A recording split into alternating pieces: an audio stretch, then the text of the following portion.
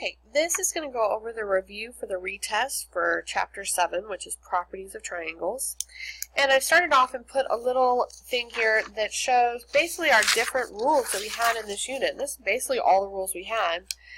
First of all, in right triangles, well actually let's start here. First of all, in any triangle, what do the angles add up to? They add up to 180 degrees. So here, let's write down angle 1 plus angle 2 plus angle 3 equals 180. Then if we know that rule, there's several other rules that kind of come off of that. They're kind of like subsets of that rule. For instance, if I know it's a right triangle, well, if this is 90 degrees, these other two have to add up to 90 also, so that the whole thing is 180.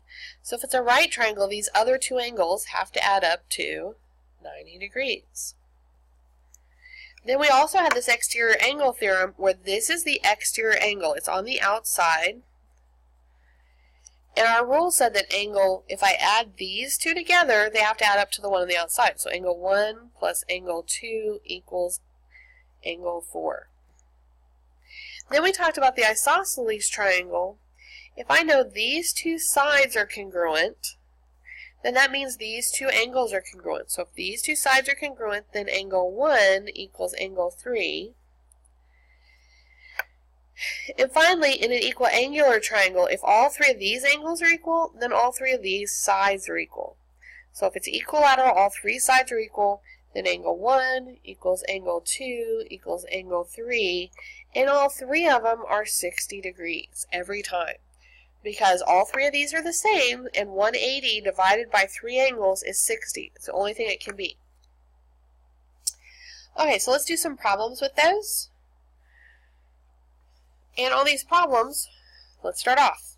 The angles in a triangle add up to 180. So these three add up to 180. So what we do is we add these together. 100 plus 25 is 125. And then subtract that from 180. And we get the missing angle is 55. How could we check it? Well, plug it in here and then add these three together and make sure it adds up to 180. If we have one of those with algebra with it, it's still the same thing. I add these three together, b plus 2b plus this one here, b plus 16 equals 180. Combine all my b's together, so I have b plus 2b plus another one. That's 1, 2, 3, 4 b's plus 16 equals 180. Subtract the 16. These two cancel. 4b equals 164 divided by 4. B equals 41. Check it by plugging them back into these and see if it works. Alright, then this rule here, this one, this is our exterior angle theorem, where if I add these two together, it equals the one on the outside. So if I add these two together, it equals this one on the outside. So you just add these. Add those up, do it on your calculator. 95 degrees is the one on the outside. If I have algebra with it, and I'm looking for one of these angles, I still add these together. 42 plus d equals 147, the one on the outside. These two added together equals the one on the outside. Subtract 42. D equals, when you subtract this, you get 105.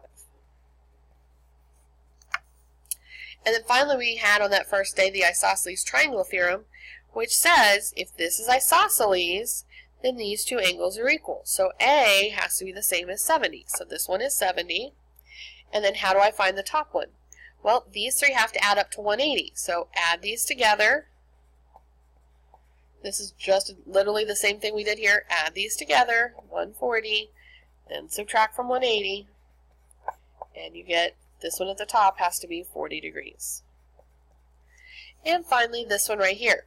This is the same rule that we just did here. The two angles at the bottom have to be the same if it's isosceles. So that's literally the equation we're going to write. 6x minus 1 equals 77. Solve this problem, plus 1. 6x equals 78, divide by 6, x equals 13. How do you check it? Plug this in here on your calculator, see if you get the same number you had here. Okay, so that was day 1 of this unit, and then day 2 and 3 was all about these special lines in our triangle. So we're going to kind of go over some different rules here. So basically each one of these kinds of rules we have has two things that are important about it. On the median, the two things that are important is it originates inside the triangle at the vertex. It's important that this one always starts at the vertex. That means it starts right here at one of the corners. That's one of the important things about it. Then we also have that it connects from this vertex to the midpoint of the opposite side. So the thing about a median is it goes to the middle of the other side. This is our midpoint right there. And it divides the sides into two equal parts. If you remember first semester, a midpoint always divides something into two equal parts. So now we have two problems here that are examples of this kind. So if this point here goes from the vertex to the midpoint here and it divides this into two equal parts, what do I know about these two parts here? They're literally equal to each other. So that's the equation we're going to write. 6x plus 21 equals 10x plus 9. Then we're going to solve this. Minus the 6x. 21 equals 4x plus 9 minus the 9.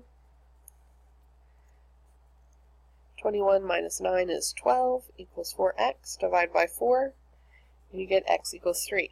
How do you check it? Take this, plug it into both of those, and make sure it still works. Alright, and then we have another one here. Again, this goes from the vertex to the midpoint of the opposite side, and it divides this part into two equal parts.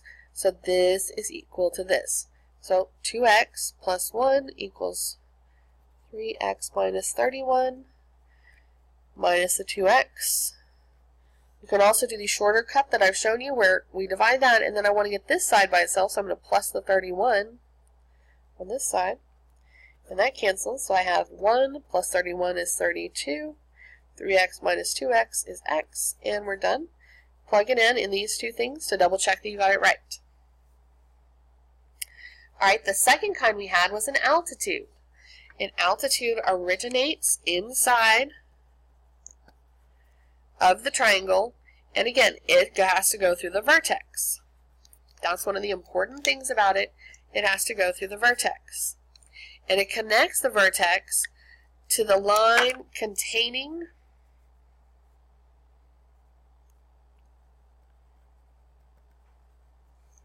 the opposite side at a 90-degree angle. So sometimes, especially like if it's an obtuse triangle, we have to make this line come out farther so that this can be 90 degrees here. It is not always contained inside the triangle. Some altitudes are the legs of a right triangle and outside of an obtuse triangle. And we drew that all in our notes the first day. Like right here, this is an obtuse triangle, so the altitude is actually this one outside.